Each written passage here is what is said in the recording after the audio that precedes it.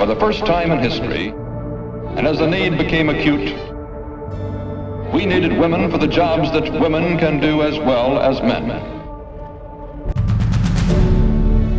American women had fought for freedom.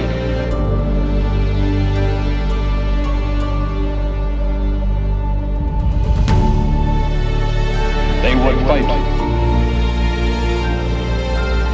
to retain it.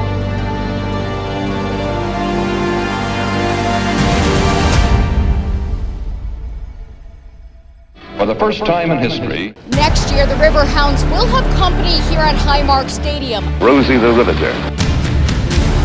Tonight marks a new chapter in women's soccer in Pittsburgh. And her bandana. The growth of the game in Pittsburgh is over the last 10 years has gone through the roof. Becomes the symbol of the home front.